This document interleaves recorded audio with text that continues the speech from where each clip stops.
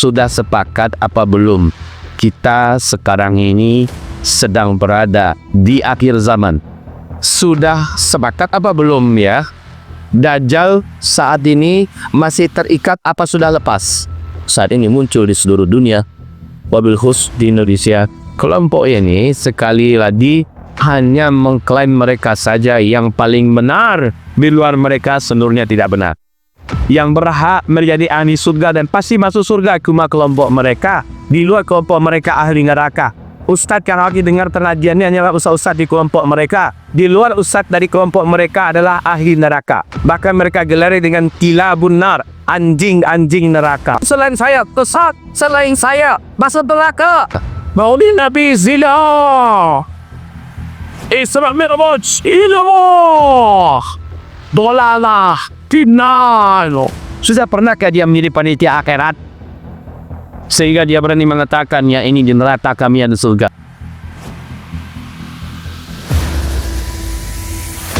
Bismillahirrahmanirrahim. Assalamualaikum warahmatullahi wabarakatuh. Bismillah. Alhamdulillah wassalatu wassalamu ala habibillah Sayyidina Muhammad Rasulillah sallallahu alaihi wasallam. La hawla wa la quwwata illa billah. Rabbi syrah li sadri wa yassir li amri wahlul 'uqdatam min lisani yafqahu qawli.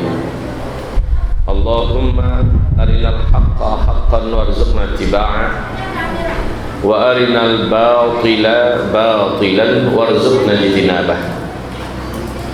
Allahumma la sahla illa ma ja'altahu sahla wa anta taj'alul hazana idza syi'ta sahla. Rabbana shrah lana sudurana wa yassir lana umurana wahlul 'uqdatam min lisanina yafqahu qawlana.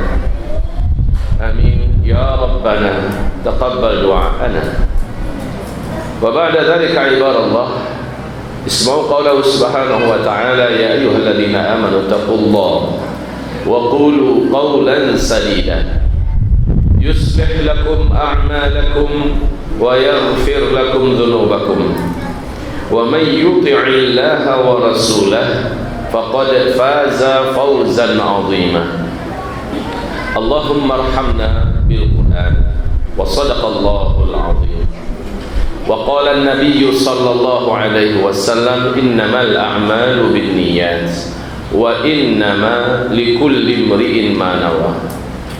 Faman kanat hijratuhu ila Allah wa rasulih fahijratuhu ila Allah wa rasulih. Wa man kanat hijratuhu lidunya yusibuha aw imra'atin yankihuha fahijratuhu ila ma hajara ilaih. Amma ba'du. Masyiral muslimin wal muslimat, hamba-hamba Allah yang kami muliakan, mari kita sampaikan pujian dan syukur kita dari hati kita kepada Allah Subhanahu wa taala. Alhamdulillah bi ni'matihi tatimmus shalihah. Kemudian salawat dan salam untuk Habibillah Sayyidina Muhammad Rasulillah sallallahu alaihi wasallam. Allahumma salli ala hadzal nabi wa ala alihi wa sahbihi wa man tabi'ahu bi ihsan ila yaumil qiyamah. Pada hari ini dengan izin dan nikmat Allah kita mengangkat tema dalam majelis yang barokah ini di Taman Surjar ini. Tema kita adalah urgensi ukhuwah atirzak. Pertama tentunya yang mau saya pastikan dulu, Bapak Ibu saudara-saudari semua, sudah sepakat apa belum kita sekarang ini sedang berada di akhir zaman? Kita harus sepakati dulu. Kalau belum, kita uraikan akhir zaman dulu. Tapi kalau sudah, maka barulah urgensi ukhuwahnya kita ceritakan. Sudah yakin apa belum di akhir zaman saat ini? Ya. Alhamdulillah. Maka ukhuwah Saudara-saudariku yang kami cintai, aku telah berdoa, kata Rasulullah, kepada Allah tentang 3 hal. 2 Allah kabulkan, 1 Allah tidak jawab. Yang 1 Allah tidak jawab adalah, aku ingin umatku selalu bersatu, selalu padu sampai akhir zaman. Ternyata Allah tidak jawab. Jadi artinya apa? Kondisi umat Nabi Muhammad makin ke ujung makin mudah pecah. Pecah dan terus pecah, berkeping-keping. Kita pada hari ini kenyataan memang melihat hobi mempuan yang baru, memberi nama dengan nama yang optimis, Persatuan Islam lah namanya, apa saja namanya, pokoknya bagus-bagus, sebagai bentuk optimisme kita buat mempersatukan kaum muslimin. Tapi hobi itu hanya di awal. Merawatnya kita yang selalu gagal. Merawat persatuan itu. Sama dengan para hafiz Quran, hobinya menambah hafalan. Menambah hafalan itu hobi. Tapi merawat dan menjaga hafalan, di situ banyak gagal. Rata-rata orang Pak di Indonesia, kalau katanya hafiz, mesti kalau saya tanya itu, antum sudah hafiz? Alhamdulillah. Berapa? 30 juz. Sekarang ikhwan tinggalnya berapa? Dia kerja, ya kira-kira 5 juz. Paling banyak 10 juz. Dari yang kuat itu yang mutsin berapa? Makin terkikis. Menghafalnya semangat. Ada daurah menghafal Quran 4 bulan, 30 juz. Ada daurah menghafal Quran 6 bulan, 30 juz. Bahkan yang paling ekstrim 1,5 bulan, 30 juz. Habis itu, pas keluar dari acara daurah, sertifikat didapat bahwa menamatkan hafalan Quran 30 juz. Dites, 1 pun nggak ada yang kebawa. Baik, ini kecenderungan umat di akhir zaman, Bapak Ibu. Hobi memulai, hobi ya, membuat, tapi gagal dalam mempertahankan. Maaf ya, nggak tahu di Pekanbaru, di Sumatera Barat, hitungan per bulan angka perceraian saja lebih dari 1.200 orang. 1 bulan. Angka perceraian. Kondisi dan fenomena akhir zaman. Ternyata untuk mempertahankan sesuatu tetap bertahan dan langgeng adalah sesuatu yang paling inti dalam sebuah persatuan. Mempertahankan. Maka, saudara-saudariku yang kami cintai, Rasulullah SAW bersabda, alhamdulillah ada papan tulis di sana, perhatian kita mungkin agak sedikit berbagi, kadang-kadang saya duduk di sini, kadang-kadang saya menulis di sana, bisa dibantu agak kembali lagi sedikit.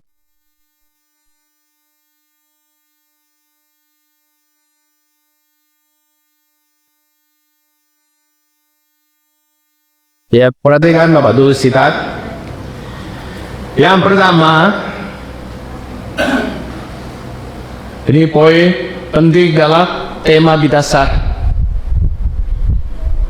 Fil wihdati wal jama'ati, fil wihdati wal jama'ati, di dalam persatuan dan berjamaah, quwwatun wa rahmatun wa nusratun. Ya, ini ya. Di dalam persatuan, di dalam jamaah adalah kekuatan, adalah Ahmad, adalah kemenangan.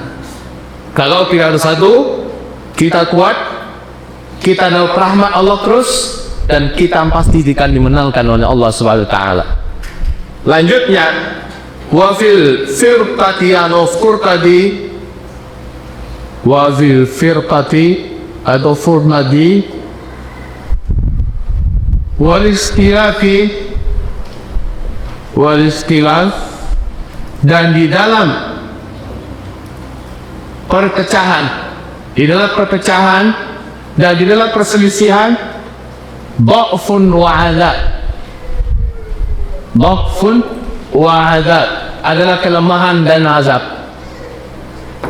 Ya, ini dia yang pertama. Fil wahdati wal jama'ati quwwatun wa rahmatun wa nusrah, wa fil furqati wal ikhtilafi dha'fun wa adab. Seluruh ulama Ahlussunnah wal Jamaah menyepakati kaidah ini, undang-undang ini. Dalam kebersamaan, kepersatuan, berjamaah adalah kekuatan, adalah rahmat, adalah kemenangan. Dan di dalam perpecahan, perselisihan menyebabkan kelemahan dan adab. Kaum muslimin yang kami cintai, kapan sapu lidi jadi hebat? Ketika sapu lidi digabungkan dengan sapu lidi yang lain. Maksudnya itu lidi ya. Lidi. Sekian banyak lidi-lidi yang ada disatukan dalam sebuah ikatan. Di tengah-tengahnya ada tangkai untuk menjadi pegangan. Diikat dengan kencah. Insya Allah satu masjid ini sampai ke halaman-halamannya selesai sama dia. Semua sampah, semua sarok, semua kotoran beres sama dia. Tapi ketika dia hanya 5 batang lidi, 7 batang lidi, maka dia tidak akan bisa mengerjakan sesuatu yang hebat. Sementara di sisi lain, wahai Bapak Ibu kami muliakan, akhir zaman ini persatuan menjadi sesuatu yang memang diincar buan di porak-porandatan, khususnya setelah Dajjal lepas. Karena Bapak Ibu sudah sepakat apa belum ya? Dajjal saat ini masih terikat apa sudah lepas? Saya tanya lagi, Dajjal la'natullah alaih saat ini masih terikat apa sudah lepas? Sudah lepas. Pernah ngelihat dia ada lepas? Ada fotonya disebarkan di YouTube. Hah? Ya. Kita belum pernah ngelihat wujud aslinya Dajjal. Kalau dia dikatakan sudah lepas, mesti ada beritanya. Oh, tapi Buya sendiri kok yang keramahkan. Wah, kan gitu dibalik ke saya. Buya sendiri seramahkan bahwa udah lepas. Saya katakan, saya belum pernah salaman dengan Dajjal. Saya belum pernah foto selfie dengan Dajjal. Belum pernah lihat tangan Dajjal dan naudzubillah. Akan tetapi, tanda-tanda Dajjal itu dilepaskan ada 3 kata Rasulullah. Yang kita uraikan di mana-mana ya. Dan 3-tiganya sudah terjadi di Palestina. Maka jarak antara Dajjal lepas dengan dia muncul ke tengah-tengah manusia ada rentang waktu. Itu selama 40 kata Nabi. Ya, amal ini Abu Hurairah tidak mau menjelaskan. Apakah 40 jam jaraknya setelah dia lepas baru dia muncul di tengah-tengah manusia menyebarkan puncak fitnahnya? Apakah 40 hari? Apakah 40 minggu? Apakah 40 bulan? Atau 40 tahun? Wallahu a'lam. Karena Rasulullah tidak mau memastikan, maka tak beradab kalau kita juga berani memastikan. Sana tidak beradab. Hanya siap 40. Bahwa tanda-tandanya Dajjal sudah lepas sudah. Namun setelah Dajjal lepas, ngapain dia? Dia membebaskan semua setan-setan terkuat, setan-setan terjahat yang dibelenggu oleh Nabi Sulaiman alaihissalam. Setan-setan inilah yang ditugaskan untuk menyebarkan kekacauan di seluruh muka bumi dan memecah belah persatuan umat Nabi Muhammad di akhir zaman. Coba lihat secara jamaah dan kelompok apa yang hari ini yang bisa bertahan, Pak? Pecah semua nih. Sebut apa saja yang menurut kita Pak ikhlas. Sebutkan nih nama jamaah, nama kelompoknya, pasti pecah. Pasti pecah. Kenapa? Apa mereka kurang ikhlas? Ikhlas? Apa mereka kurang apa ya? Karena kalau orang ikhlas itu kan harusnya tidak bisa diganggu setan. Harusnya setan tidak bisa menguasainya. Kalau kenapa bisa? Saya katakan, saudaraku yang kami cintai, fenomena yang cukup tidak terkejut adalah saudara seiman kita. Macam Jama'atut Tabligh. Betapa mereka solidnya, betapa mereka hebatnya, betapa mereka ikhlasnya, betapa mereka kuat dalam berdakwah. Tapi tsunami perpecahan ini tidak bisa dielakkan. Terjadi juga. Saya dulu mempelajari berbagai macam aliran-aliran dan kelompok-kelompok di Indonesia, semuanya pecah berkeping-keping. Dulu saya tahun 89 sampai 92, saya pernah di NII. Katanya NII-nya garis lurus, jalur konstitusi. Saya pernah itu. Waktu itu masih di pondok pesantren. Ajaran-ajarannya sesat. Kemudian ketika kami ke Timur Tengah, kami belajar tauhid dari pusat sumbernya. Kami belajar akidah, kami belajar tafsir, kami belajar hadis, kami belajar fikih, dan sebagainya. Kami temukan ada beberapa hal yang sangat urgen, sangat inti dan vital dalam Islam yang NII tidak demikian. Pulang, kami bertekad meluruskan.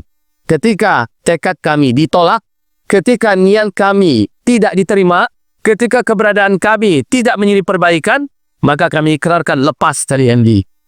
Saya, Ustadz Jal Fatullah Ansari, Ustadz Irfan, dan Ustadz Kamrianto, kami nyatakan lepas. Dan saya umumkan di mimbar, jangan bergabung dengan NII.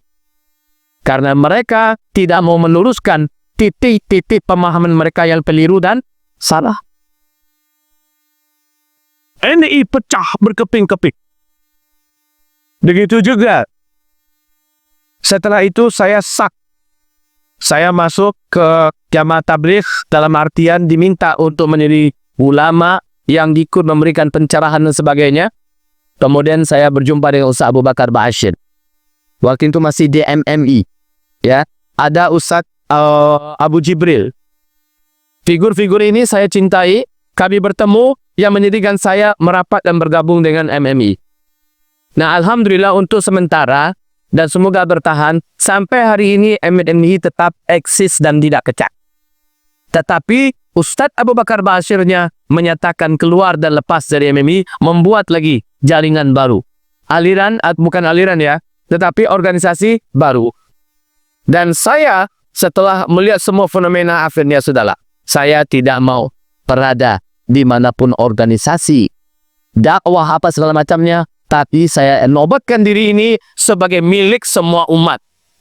Siapapun yang mengundang saya, meminta saya, menjadikan saya sebagai gurunya, atau menginginkan saya duduk di tengah-tengahnya, saya hadir, Pak. Mau itu partai, mau itu organisasi, mau itu lembaga, mau itu yayasan, mau pondok pesantren, apa saja. Apakah dia tarekat, apakah dia salafiyah, apakah dia apa? Siapa saja yang datang, maka saya jadikan mereka saudara seimanku selagi masih syarat pada dirinya syarat-syarat Ahlus Sunnah wal Jamaah. Jadi Bapak Ibu yang kami muliakan, dengan ini sekarang apalagi dengan pecahnya partai-partai Islam ya, pecah berkeping-keping, ini mendirikan kini, mendirikan ini, masing-masing mencoba menyampaikan pada saya, ayo bergabung Buya, mari inilah dia kekuatan umat dan sini, semua masing-masing bikin bahasanya. Dan mereka masing-masing adalah orang-orang yang saya cintai. Orang-orang yang menjadi sahabat perjuangan dan dakwah saya. Saya tolak dengan lembut, dengan baik, dan saya katakan, barakallahu fikum, lanjutkan perjuangannya. Tetapi saya tetap pada posisi di mana semua umat melihat saya adalah orang yang masuk dalam ikhwan mereka, saudara mereka, dalam hati, dalam pikiran, dalam perjuangan. Jadi begitu Bapak Ibu. Karena fenomena perpecahan itu menyakitkan. Baik. Sekarang, setelah kita tahu demikian, maka ada satu poin yang sangat penting saya nyata. Satu, wajib hukumnya berjamaah. Haram hukumnya tidak berjamaah. Nah, yang berjamaah itu apa? Kata Umar bin Khattab dalam Sahih Bukhari Muslim, La islama illa bil jamaah. Tidak ada Islam kecuali dengan berjamaah. Wala jama'ata illa bis sam'i wat ta'. Dan tidak ada jamaah kecuali siap mendengar, siap mematuhi. Dia jamaah tak. Saya ulangi Ibu, tidak sah berislamnya seseorang. Tidak dianggap seseorang itu menjadi muslim, muslimah sampai dia mau berjamaah. Wala jama'anda illa bis sam'i wat ta'ah. Dan tidak ada jamaah kecuali samihna wa ata'na. Kami dengar, kami patuh. Siapa pimpinannya? Samihna wa ata'na. Siapa pimpinannya?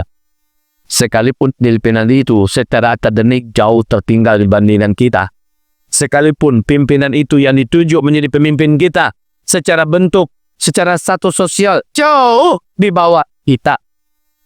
Tapi dia yang ditunjuk menjadi pemimpin kita. Sami'na wa ata'na. Kami dengar, kami patuh. Wa in ammarakum abdun hadashi. Sekalipun yang diminta memimpin kamu adalah seorang budak atau mantan budak dari Ethiopia. Hitam keling. Bibir tebal, hidung pesek. Badan kurus. Awak pendek. Hitam. Dan ka'anna ra'sahu zabiba. Seolah-olah rambutnya kriwil-kriwil seperti kismis. Bulat-bulat sebesar kismis atau sebesar biji jagung. Kalau ditarik panjang itu. Dilepas, melintir lagi, masuk lagi seperti sebuah bundelat. Nah macam itu banyak, saking jeleknya, saking tak rapinya. Tapi dia yang diangkat menjadi pemimpin kita. Sami'na wa ata'na. Itu yang berjamaah. Kalau tak mau macam itu, nah mendadak sami'na wa ata'na, dia tidak bisa berjamaah. Tidak bisa berjamaah, maka dipertanyakan keislamannya. Tidak ada Islam kecuali dengan berjamaah. Masalah kita sekarang membuat kelompok-kelompok rajin.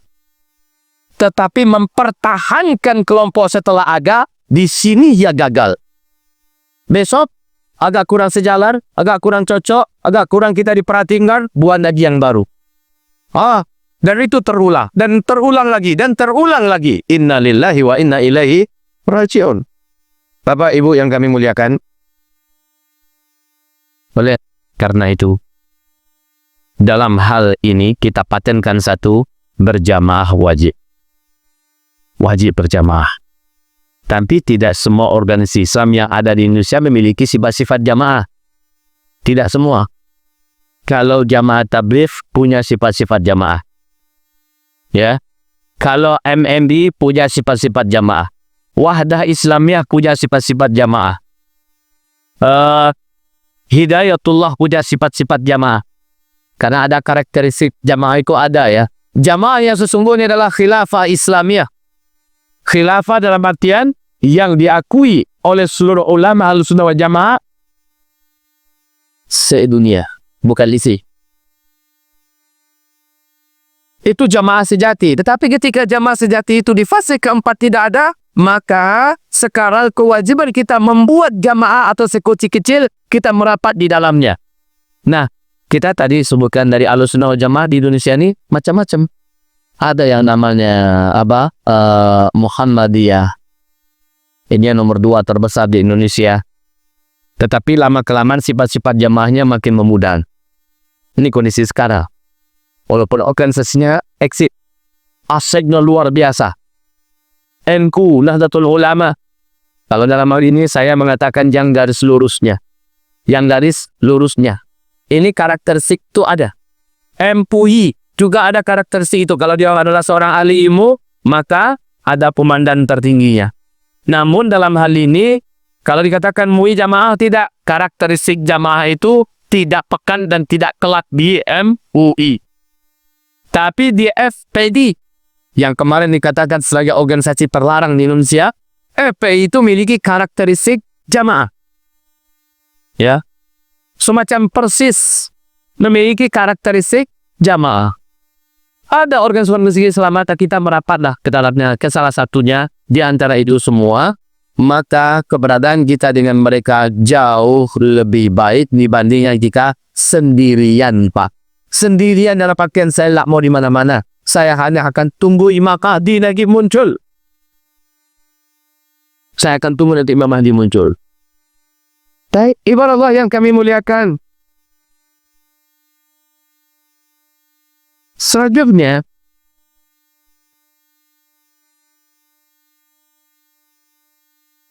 bila kita berkaca dengan kejadian yang dialami oleh saudara kita di mana, di Afghanistan, ya, mereka menegakkan prinsip berjamaah. Terlihat jumlah mereka sangat sedikit. Pasukan militer terlatih yang dilatih oleh Eropa dan Amerika 300.000 dengan senjata terlengkap di luar daripada pasukan asli dari Amerika, dari seluruh negara besar di Eropa, bercokol di Afghanistan. Pemerintahan boneka yang dibuat oleh Amerika dan NATO yang ada di Afghanistan, seluruhnya kaum muslimin melawan 60.000 saja. Pasukan yang senjatanya ala kadarnya. Pasukan salitri. Tapi karena mereka menjalankan sistem jamaah, mereka mengalami kekuatan yang dahsyat. Rahmah Allah turah kekeraman buat mereka. Nusrah Allah menangkan mereka. Itu karena mereka menegakkan prinsip jamaah. Nah, sekarang saya sampaikan kepada Bapak Ibu poin kedua. Setelah yang pertama tadi bahwa jamaah itu adalah wajib.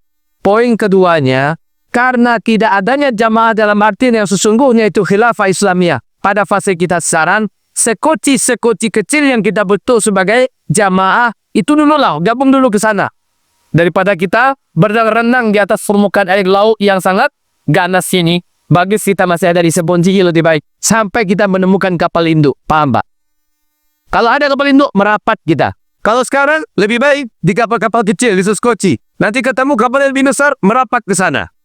Sementara, seperti itu nasihat saya, Bapak Ibu. Namun, bagaimana sikap kita agar satu koji dengan sekoci yang lain?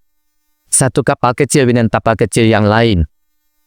Saya mengibaratkan, dan maaf ya, bahasanya, Rasulullah SAW mengumpamakan Islam ini persis seperti sebuah rumah. Ada pondasinya, yaitu akidah dan tauhid iman. Ada tiang-tiangnya, yaitu menjalankan syariat Islam. Dalam artian mulai dari salat, rukun Islam yang 5, kemudian ada dindingnya, yaitu puasa. Ada sekat-sekat di dalamnya, yaitu membayar zakat. Ada lotengnya, yaitu haji. Dan ada kuda-kudanya. Di sini nanti akan dipasangkan atap ya. Di atas sudah kuda itu dipasangkan atap. Bagi para tukang ngerti itu. Nah, kuda-kuda itu adalah pemerintahan Islamnya. Di atasnya adalah saint. Saint, dialah yang menjadi mujahidinnya. Dan dia adalah jihad. Makanya jihad pucuk tertinggi daripada Islam. Kaum muslimin akan dimuliakan. Penduduk yang ada di dalam rumah itu, mereka adalah bersaudara. Penduduk yang ada dalam rumah itu bersaudara. Selagi rumahnya dalam rumah yang sama, selagi dia tinggal di rumah yang sama, orang tuanya sama, maka mereka adalah bersaudara. Ini renungan ya, bersaudara. Kalau di Pekanbaru ada beberapa nama gerakan para pemuda dan pemudi. Apapun namanya terserah. Saya lihat, kalau madam saya Pak, istri saya di rumah, saya sebagai suaminya, 7 orang anak saya. Nama anak saya itu saya kasih berbeda-beda. Yang pertama namanya Fulan, yang kedua Fulan, yang ketiga Fulana, dan Fulan. Saya kasih nama yang berbeda-beda. Bentuk mereka juga beda-beda. Walaupun ayah bundanya sama. Bentuk mereka beda-beda. Kemudian sifat mereka juga beda-beda.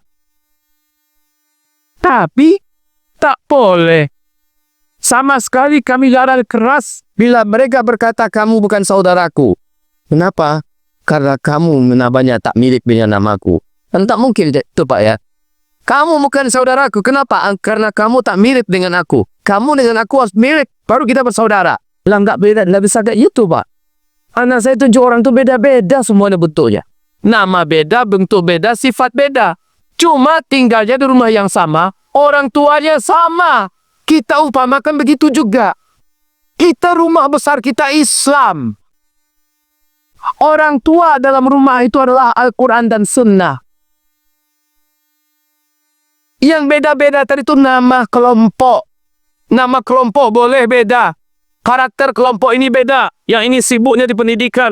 Yang ini sibuknya di Tibbun Nabawi. Yang ini sibuknya di dakwah. Yang ini sibuknya di ekonomi. Apapun itu silakan beda-beda ya Pak ya. Tidak apa-apa. Yang ini kekurangannya di sini, itu kekurangannya di situ. Masing-masing kekurangan itu normal. Tanda dia manusia.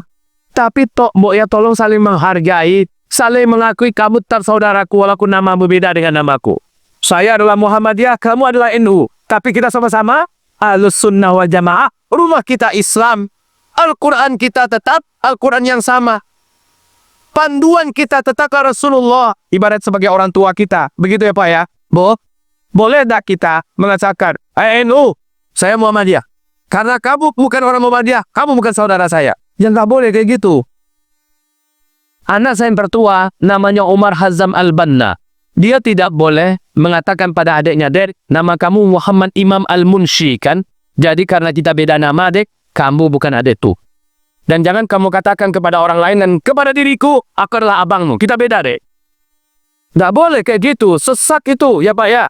Kalau kita mengatakan, saudaraku bukan EU, saudaraku bukan ini, saudaraku hanya orang Muhammadiyah. Begitu juga orang NU berkata, hanya orang NU saja yang saudara kita. Yang bukan NU, bukan saudara kita. Sesat itu. Yang paling benar di Indonesia ini hanya NU. Di luar NU semuanya sesat. Tak benar. Islamnya tidak diterima dan tidak diakui oleh Allah. Sesat itu. Pernyataan begitu. Ada nak yang mengatakan begitu? Ada. Berarti itu sesat. Pernyataannya sesat. Saya tak usah sebut nama ya. Kita semua sudah sama-sama tahu. Pernyataan macam itu ada.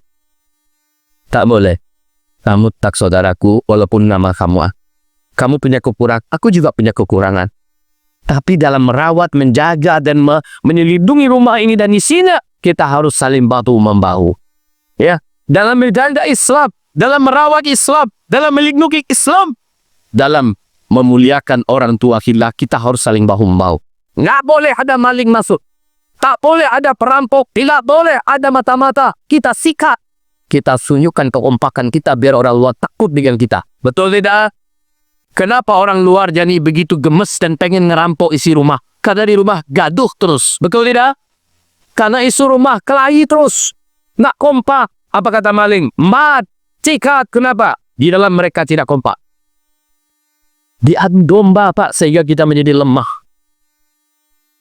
Makin di akhir zaman kita makin parah persatuannya. Maka saudara-saudaraku yang kami muliakan, poin kedua.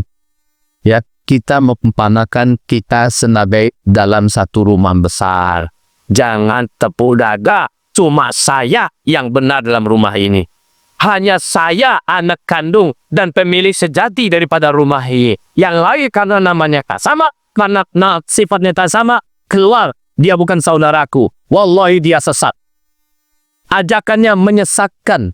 Dan orang macam ini tidak boleh didengar. Kita cenderung kepada orang-orang yang selalu mengajak kepada persatuan. Beda nama, tidak masalah. Beda sifat, tidak masalah. Yang penting masih sama-sama anak kandung dari ayah bunda kandung. Ya, rukun imannya sama, rukun Islamnya masih sama, Al-Qurannya masih ini sama. Rasulullah Nabi terakhirnya menjadi qudwah hasanahnya sama. Kiblatnya masih sama. Lalu ada perbedaan. Yang satu kunutan, yang satu tidak kunutan, nggak masalah. Yang satu bismillahnya jahar, yang satu bismillahnya sir, nggak masalah. Ada yang megangnya pas Allahu Akbar di dada diletakkannya tangannya, nggak masalah. Ada yang di bawah dada, ada yang di atas pusar, ada yang malah di bawah pusar, malah ada yang lemas sanad, nggak masalah. Yang masalah adalah yang nggak salat. Yang lain nggak masalah. Begitu Pak. Coba, maaf, karena ada satu kelompok saat ini muncul di seluruh dunia, wabil khusus di Indonesia. Kelompok ini sekali lagi hanya mengklaim mereka saja yang paling benar, di luar mereka seluruhnya tidak benar. Yang berhak menjadi ahli surga dan pasti masuk surga cuma kelompok mereka, di luar kelompok mereka ahli neraka. Ustadz yang lagi dengar pengajiannya adalah ustadz di kelompok mereka. Di luar ustadz dari kelompok mereka adalah ahli neraka. Bahkan mereka gelari dengan kilabun nar, anjing-anjing neraka. Innalillahi wa inna ilaihi raji'un. Ustadz Abdul Samad, anjing neraka. Ustadz Adi Hidayat, anjing neraka. Ustadz Bakhtiar Nasir, anjing neraka. Habib Rizik, anjing neraka. Zulkifli Muhammad Ali, anjing neraka. Ada Islam ngajarin kayak gitu? Lalu agama apa yang mereka sedang ajarkan? Katanya paling sahih. Ayat hadis sahih. Iya ayatnya, hadisnya, tapi akhlaknya nggak sahih. Kita tidak boleh memiliki klaim bahwa kitalah yang paling benar. Ini pernyataan Iblis saat ditanya oleh Allah, Iblis, kenapa kamu kayak gini sekarang? Kamu sebelumnya adalah waliku. Kamu sebelumnya adalah orang yang sangat dekat denganku. Aku mencintaimu. Kenapa kamu seperti ini sekarang? Apa kata iblis? Ana khairun minhu. Saya lebih baik daripada Adam. Saya lebih senior. Saya lebih teruji. Saya harusnya lebih dihormati. Jadi, maaf ya Allah. Perintahmu nggak logik, nggak masuk akal. Jadi, untuk yang satu itu saya tolak. Begitu iblis. Dia menganggap dirinya lebih baik.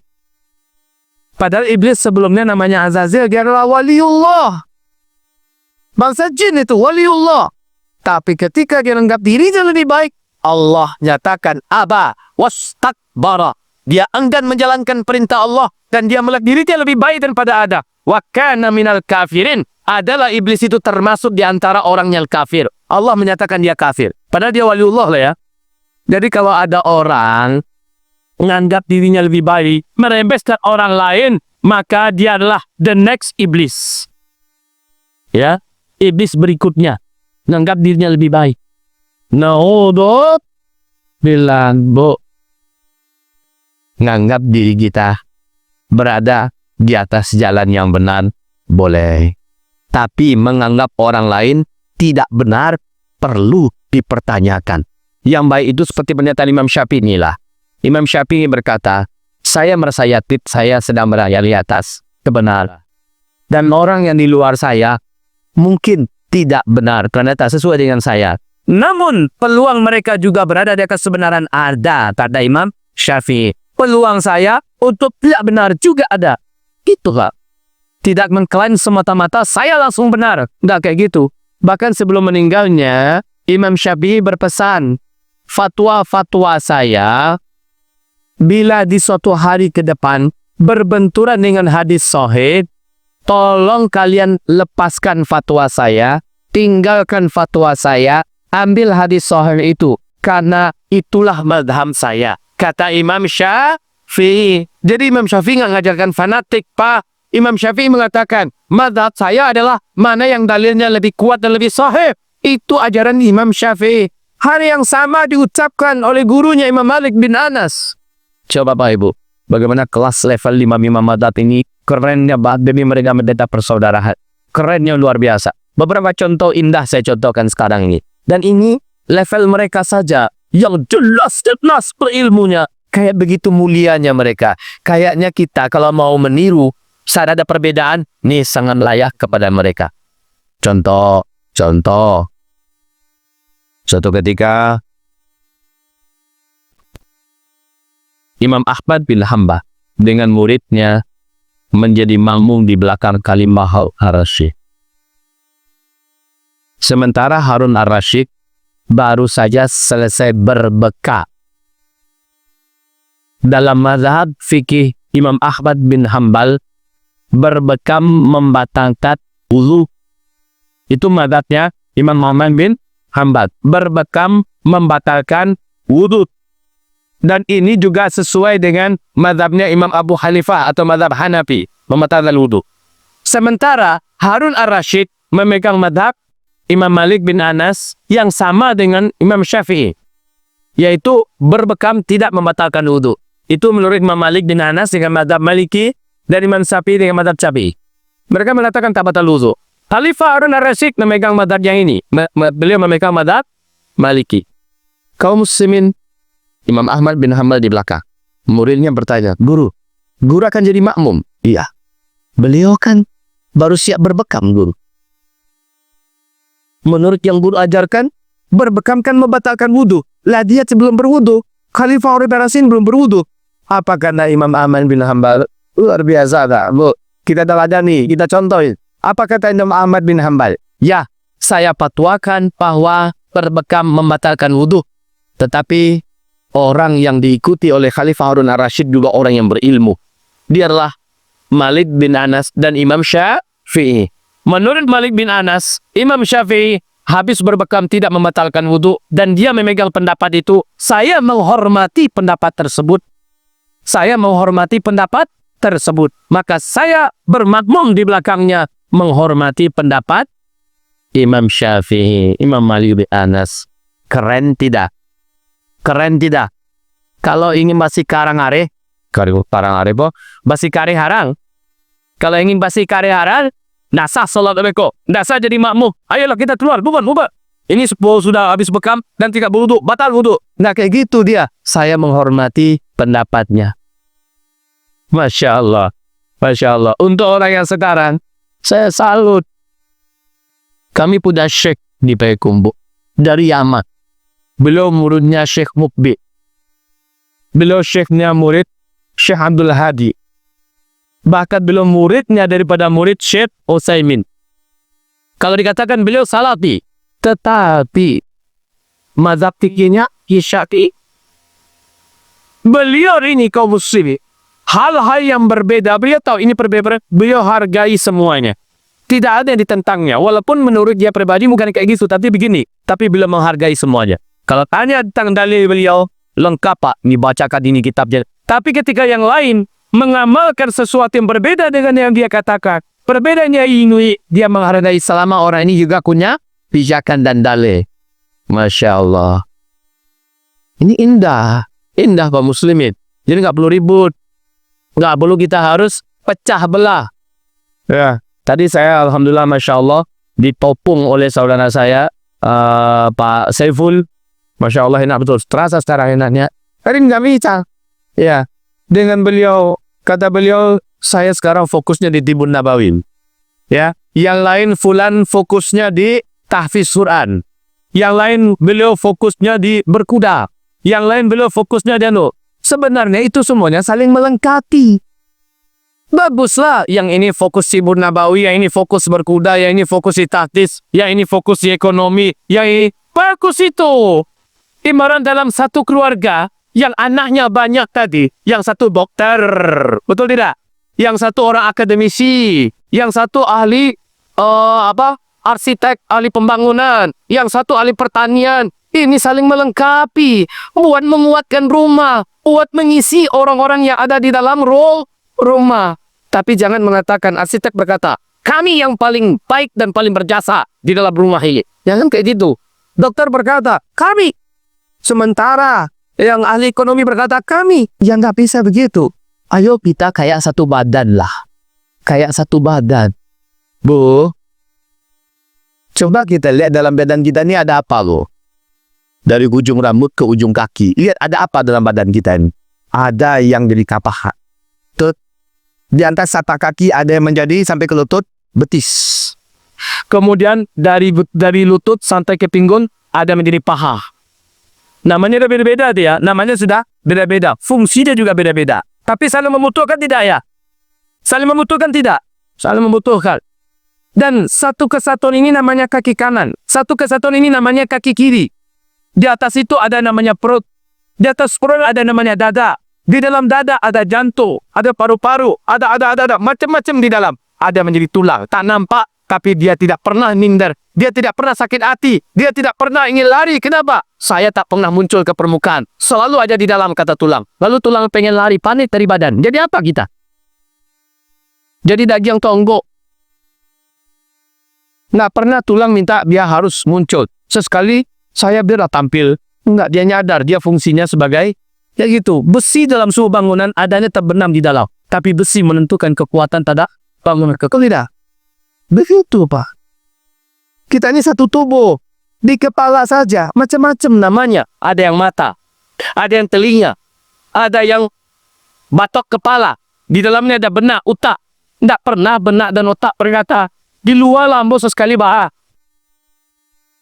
Dan menentukan seluruhnya kan saya. Sesekali saya tampil ke permukaan. Tidak, kamu di dalam ya. Sami'na wa ata'na.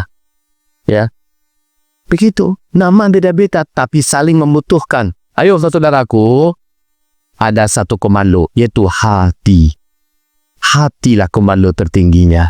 Jadi, kepada sahabatku, saudaraku Pak Saiful dan kawan yang lainnya, silahkan kita berbeda-beda dalam kesibukan apa yang kita hari ini geluti. Sedangkan fokus dan sampaikan kita ke tingkat terbaik dan ke tingkat profesionalnya.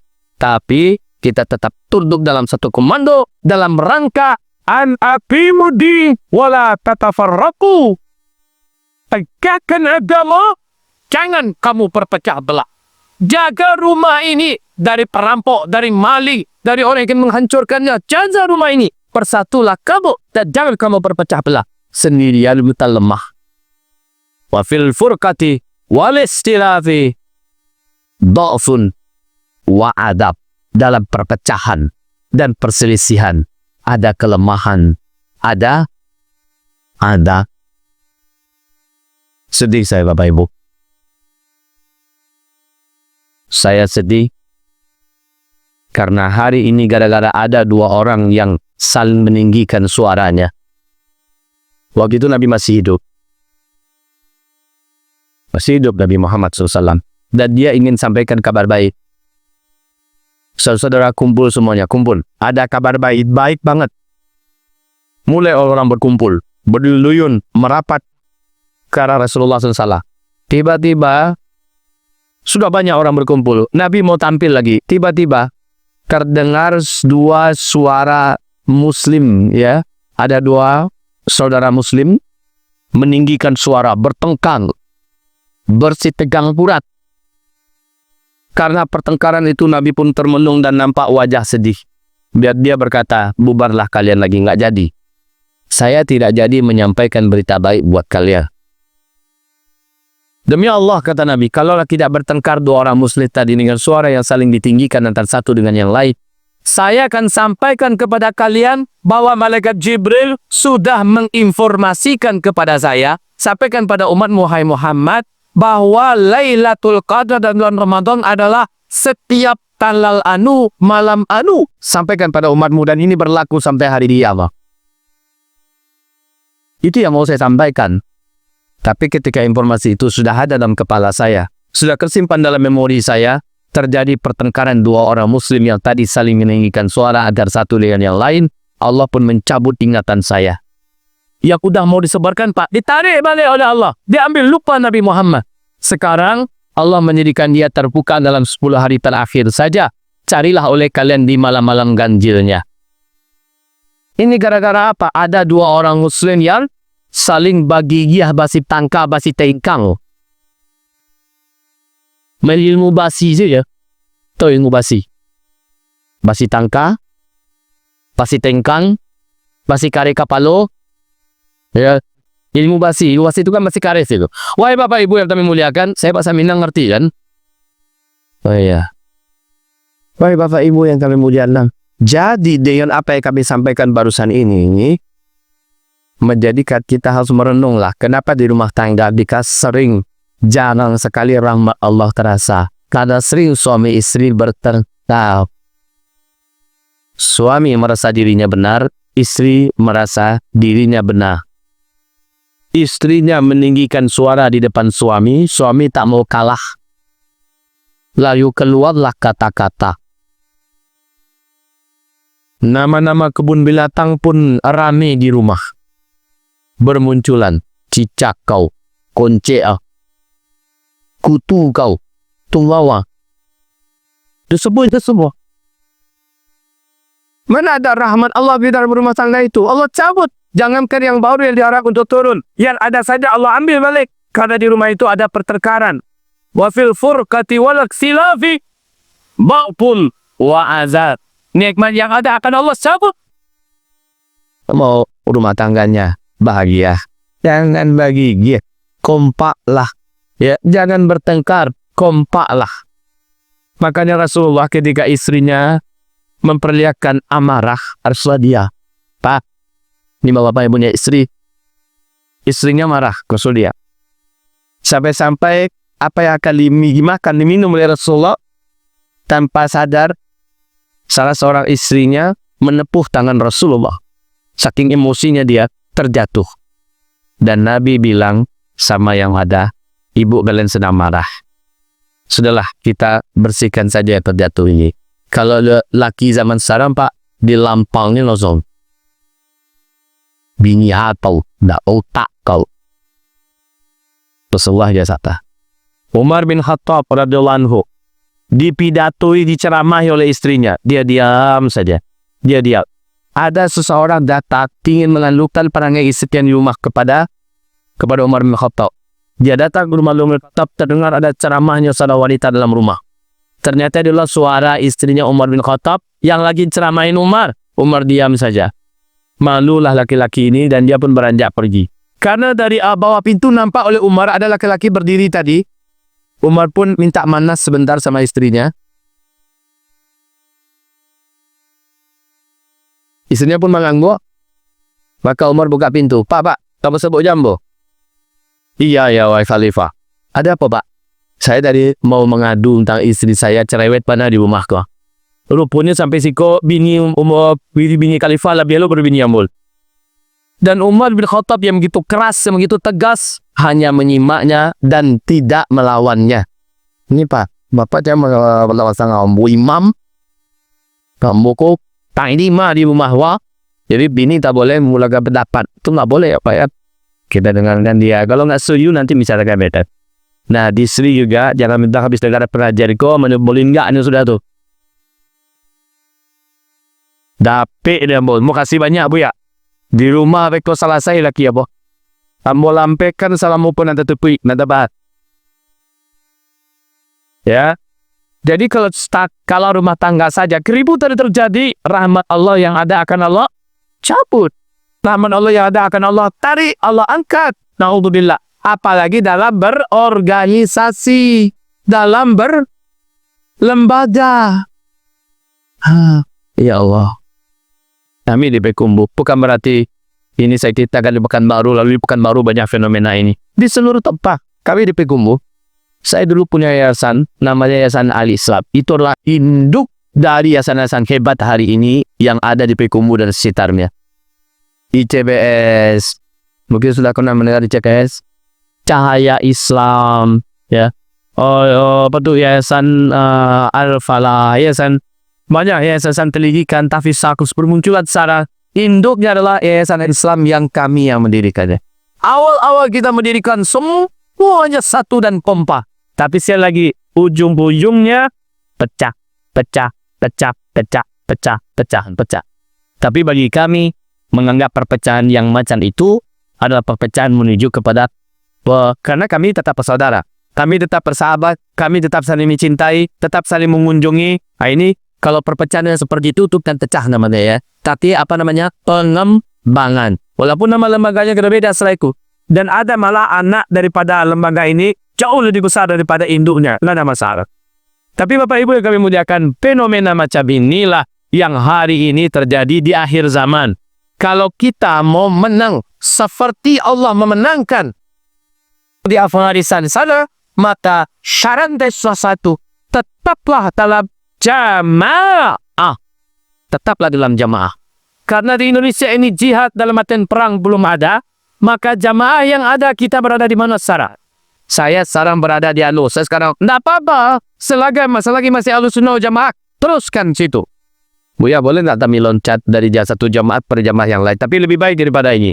Saya katakan, yakinilah apa yang kau lakukan dengan dirimu. Kalau mau lebih baik, boleh kau pindah. Minta izin pada yang lama. Setelah ikut tekad nama, sumpahlah engkau akan tetap mencintai yang lama. Engkau akan tetap memuliakan dan membela nama baik yang lama. Menutup aibnya. Tidak menceritakan di tempat yang baru. Silakan. Bisa tak mau itu? Kalau bisa, silakan. Tetap silaturahmi dijaga. Tetap hubungan, pertemuan, undangan dilanjutkan.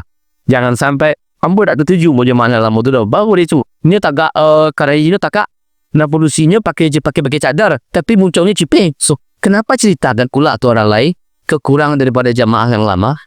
Kalau ada oknum yang tak benar jamaah itu, jangan jamaahnya disalahkan. Bapak, Ibu, oke ya.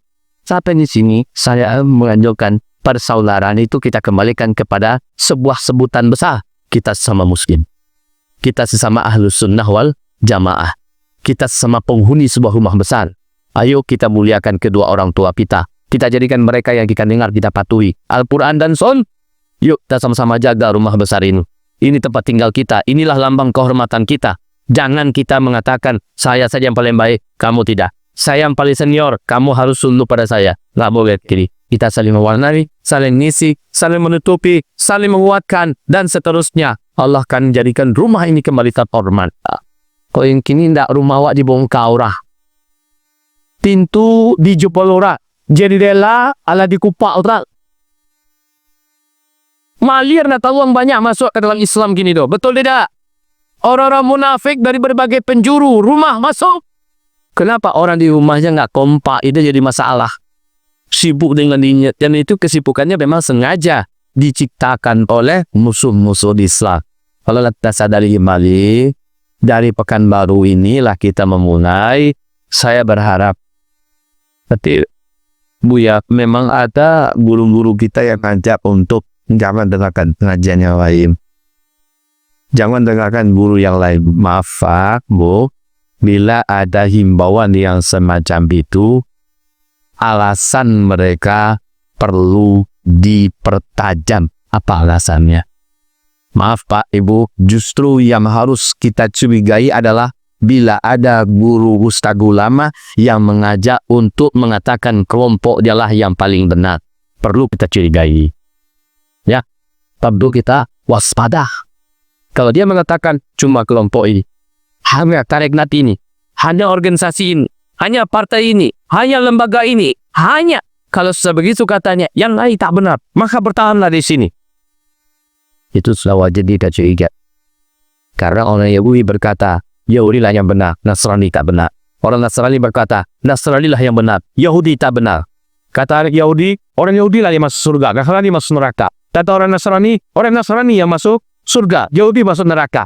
Ketika Islam datang, Islam masuk neraka, Kimandani masuk surga. Kalau itu kita buat juga Pak, maka ini dikatakan dalam kitab 72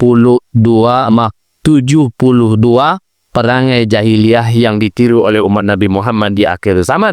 Salah satunya mengklaim saya yang paling baik, saya yang paling benar, saya yang berhak masuk surga, hanya saya yang disiratul mustaqim, selain saya sesat, selain saya masuk neraka, selain saya pengikut setan dan sebagainya. Maka jelas kelompok itu sudah perlu kita tinggalkan. Ini kunci. Ini kunci. Baik. Cukup atau kita lanjut? Sampai jam selesai. Saya pasti ada hal yang agak sering saya sosialisasikan sekarang ini tentang penyebutan. Ini salah satu di antara fenomena orang-orang pecah, yaitu ketika musik selagi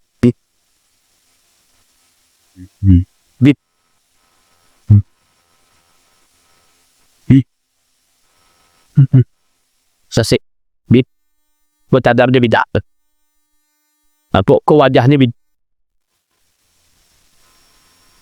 nampak orang tak sedu bid'ah deh. Maulid Nabi bid'ah, Isra Mi'raj ilah tolala sinar. Nama tadi pemeliharaan neraka. Sudah pernahkah dia menjadi panitia akhirat sehingga dia berani mengatakan yang ini jelata kami yang di surga? Inna lillahi wa inna ilaihi raji'un. Imam Syafi'i, mazhab yang didapat ini saya madhab kayak Syafi'i. Ini tentang masalah fenomena Maulid Nabi contohnya ya. Imam Syafi'i bila berkata dalam Islam ini ada 3 hal. Yang pertama disebut dengan ta'ah, yang kedua disebut dengan kurbah, dan yang ketiga disebut dengan jibillah. Ta'ah adalah menjalankan semua perintah-perintah Allah, baik perintah yang wajib-wajib atau perintah meninggalkan yang haram-haram. Dan ini dalilnya harus jelas, yaitu Al-Quran dan hadis Nabi yang sahih. Itu ta'ah. Saya ulangi, ta'ah adalah menjalankan ketaatan terhadap perintah-perintah Allah yang wajib dikerjakan dan meninggalkan seluruh larang-larangan yang wajib ditinggalkan. Dalilnya harus ada itu, Al-Quran dan Sunnah. Itu kalau ta'ah. Kurbah, apa itu kurbah? Upaya mendekatkan diri kepada Allah, tapi wajib mencontoh Rasulullah. Mendekatkan diri pada Allah, wajib mencontoh Rasulullah. Dan mencontoh 3 generasi awal Islam. Dalam Sahih Bukhari Muslim, 3 generasi awal Islam, yaitu Rasul dan para sahabat di generasi pertama. Yang generasi kedua yaitu level tabi'in, yaitu anak-anak para sahabat. Dan yang ketiga, tabi'in, level juri sahabat. Kata Nabi, 3 generasi ini benar mereka memahami agama, benar mereka menjalani agama, benar mereka mengeluarkan fatwa tentang agama, mereka ditiru, mereka diikuti, mereka dijadikan teladan, ya gila demokrasi. Tapi di luar itu Nabi tidak rekomendasikan. Maka dalam hal kurbah wajib mencontoh Rasulullah, sahabat, tabi'in dan tabi'in, titik kurbah. Tapi yang ketiga namanya jibillah. Jibillah itu apa? Alat dari sarana menjalankan ta'ah dan kurbah. Alat dan sarana. Pergi haji untuk orang yang sudah mampu wajib atau tidak? Wajib. Sekarang naik pesawat. Pesawat itu wajib nggak pergi haji naik pesawat? Tidak bisa dengan kapal laut. Betul tidak? Wajib nggak naik haji pakai kapal laut? Tidak. Tak boleh pakai pesawat naik haji. Kenapa? Kenapa? Nggak ada ayatnya dalam Al-Quran. Mana ada ayatnya? Pergilah kamu haji dengan naik pesawat. Hukumnya wajib. Ada nggak? Nggak ada. Juga Nabi nggak pernah pergi haji naik pesawat. Tumbung. Sembarang mengecek. Demi Allah, kalau hiduplah Nabi Muhammad dulu, pesawat udah ada. Pasti Nabi pilih pesawat. Karena Nabi lebih menyukai mana yang mudah. Mana yang mudah. Yassiru wala tu'assiru, pilih yang mudah-mudah. Jangan kamu pilih yang sulit. Memang. Maka naik pesawat pergi haji namanya jibillah. Jibillah itu tak perlu dalil dari Al-Quran dan Sunnah. Tak perlu contoh dari Rasulullah, itu jibillah. Paham? Nabayo? Paham tidak? Sarana. Menuntut ilmu bagi laki-laki dan bagi wanita wajib apa tidak? Wajib. Sarananya apa? Anda saja yang bisa dipakai untuk menjadi sarana menuntut ilmu. Pondok pesantren itu sarana. Tidak ada zaman Nabi pondok pesantren. Apakah mau kita katakan pondok pesantren bid'ah? Berani kita mengatakan begitu? Universitas Islam Madinah Al-Munawwarah yang ada sekarang di Madinah bid'ah. Kenapa? Nabi tak pernah buat. Tidak ada dalil dalam Al-Quran menuntut ilmu di Universitas Islam. Ini orang-orang memang yang hutan dan tak. Kenapa dia begitu mudah mengatakan bid'ah? Karena ayat yang ada. Karena Nabi tak buat. Itu sarana. Lah maulid Nabi. Kalau Bapak tahu, Ibu, kapan maulid Nabi pertama sekali diadakan? Pada waktu apa? Zaman Nabi memang nggak ada. Zaman Nabi doang tidak dibuat. Maulid Nabi tak ada zaman Nabi Muhammad. Tak ada pula dalilnya dalam Al-Quran. Memang tak ada dalam hadis. Tidak pula dibuat oleh generasi salah. Memang tak ada. Tetapi wa'ila muslimi. Maulid Nabi pertama sekali diangkat oleh Salahuddin Al-Ayyub dalam perang salib. Ketika itu, semangat kaum muslimin semakin mengendur, semangat tempur, semangat perang semakin lain. Akhirnya satu persatu bisa merontok ke tangan kaum salib. Mana yang dikuasai oleh kaum salib? Merdeka dihancurkan. Al-Qurannya diinjak-injak, dibakar. Wanitanya diperkosa, anak-anaknya dibantai. Pokoknya menyedihkan, mengerikan. Berfikirlah sang panglima perang Islam yang hebat ini, apa yang saya lakukan? Maka Allah pun memberikan inspirasi dan ilham, yaitu angkat acara, ceritakan kepada umat tentang hebatnya perjuangan Rasulullah menyebarkan menegakkan Islam. Lihat bagaimana para sahabat-sahabat samping Nabi, pengorbanan mereka, peran mereka untuk membela Islam. Ceritakan itu dalam Tabi Akbar. Maka saya adakan acara ini. Kapan waktu yang paling pas? Bertepatan dengan masuknya Rabiul Awal. Akhirnya diambillah tanggalnya, tanggal 12 Rabiul Awal, tepat di acara di tanggal kelahiran Nabi Muhammad. Itulah maulid Nabi pertama. Lalu dikumpulkan semua bapak-bapak, ibu-ibu, emak-emak, gadis-gadis, suah muda, TK, kanak-kanak yang masih tingitan, wanita bunting, orang-orang yang baru menikah, semua yang ngumpul mendengarkan Tabi Akbar. Bergantian ulama, orator-orator menyampaikan tentang sejarah Nabi, perjuangan Nabi Muhammad dan para sahabat, pengorbanan mereka, dan nyawa-nyawa yang melayar sebagai syuhada. Dipahar semangat mereka. Ternyata dampaknya luar biasa. Ini sesuai dengan perintah Allah dalam Al-Quran. Wa qarridil mu'min ala rabbika, bakar semangat orang-orang beriman untuk perang. Hasung orang-orang beriman untuk bersengkor. Itu ayatnya. Sarananya dijadikan oleh Salahuddin Al-Ayyubi mengangkat acara maulid Nabi untuk membakar semangat kaum muslimin. Maulid Nabi sarana atau jibillah. Dan hebat, setelah kejadian itu, kaum muslimin berbondong-bondong mendaftar, Pak. Bapak-bapak, pemuda-pemuda, bahkan anak-anak remaja yang laki-laki, daftar. Yang masih kecil-kecil, diterima pendaftarannya karena orang tuanya mohon, anaknya juga memohon, maka dilatih dulu. Keilmuannya, ibadahnya, akhlaknya, hafalat Qurannya, sholatamnya, sambil fisiknya juga dilatih. Ketika fisiknya siap, ilmunya siap, ia sudah apil balik, badannya sudah oke, baru dilepas ke pasukan untuk fase berikutnya. Yang tua-tua kali, maka mereka tidak diizinkan. Kecuali masih sanggup berjalan, tidak menyusahkan, silakan barisan paling-paling belakang. Merawat barang-barang, menjaga semacamnya, silakan. Ibu-ibu, mak-mak nanggalkan cincinnya, anting-antingnya, kalungnya, ikut. Walaupun dia sudah tak punya suami lagi, dia sudah tidak punya anak bujang lagi, tapi dirinya ingin bersama, maka dengan partanya, Masya Allah. Istri-istri yang baru menikah menghasung suaminya, pergi bang, adik bangga, punya suami seorang mujahid, berangkat bang. Kalau abang syahid, tunggu adik di akhirat. Selamatkan adik abang, kita jadi sepasang pengantin di dalam surga. Gitu, para istri membakar suaminya. Kalau kini, Pak, udah, ijata ileja, yusyari puatia, iya. Gelombang tsunami setelah acara itu dahsyat. Negeri-negeri Islam yang ditaklukkan oleh kaum salib kembali bisa dibebaskan.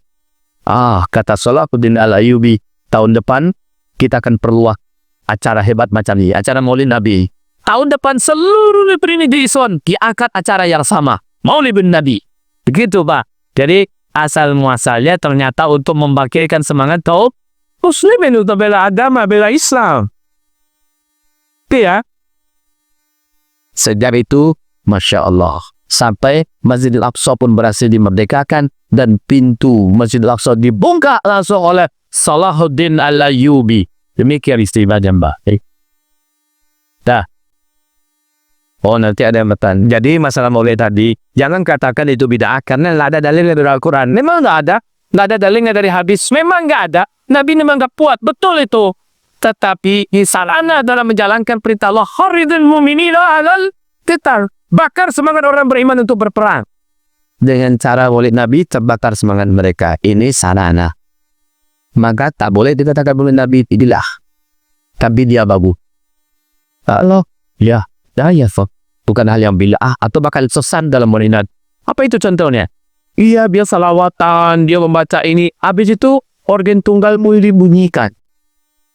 Artis ibu kota pun diundang, meliuk di atas panggung. Pada cara maulid Nabi. Lah kalau begitu, oknum yang salah. Betul tidak? Ini masjid. Masjid ini dibangun untuk apa, Bu? Untuk sholat dulu nomor 1, baru ibadah-ibadah yang lain. Ta'li, yasakbar, tawadis ta'li, tadi apar, pengajian-pengajian dan sebagainya. Betul? Tapi ternyata ada yang menyalahgunakan masjid. Ada oknum yang masuk dalam masjid, berjudi ke dalam masjid. Apakah masjidnya kita runtuhkan, atau oknum itu kita tertibkan? Oh, masjid itu nggak baik. Kenapa? Ada orang berjudi dalamnya, hancurkan masjid. Apa begitu cara berpikirnya? Tidaklah oknum itu. Jadi kalau maulid Nabi, ada yang salah melakukan praktek-praktek dalamnya, yang salah adalah oknum, bukan maulid Nabinya. Kalau cara berpikirnya seperti leader Imam Syafi'i seperti ini, Pak, lempeng jadi urusan ini, Pak, ya. Lapang jadi urusannya. Nggak sedikit main bid'ah-bid'ah. Sakit hati orang dengarnya. Ada orang sholat, kemarin dia tobat, Pak, bertatuan masih, tapi dia masih sholat. Ini bid'ah. Sholatnya rasa, kamu di neraka. Dia baru mulai merapat dan pengen belajar sholat. Udah dibilang bid'ah, masuk neraka kamu. Kalau gitu cara beragama, orang akan lari semuanya dari Islam ini. Hamba-hamba Allah yang kami muliakan, saya rasa untuk pengantar, ya, urgensi persaudaraan Islam agar menuju pada kekuatan, kemenangan dan pertolongan Allah, rasanya sudah cukup sampai di sini. Bapak Ibu, kalau ada yang mau diskusi dan tanya jawab, silahkan. Kalau ada yang mau didiskusikan.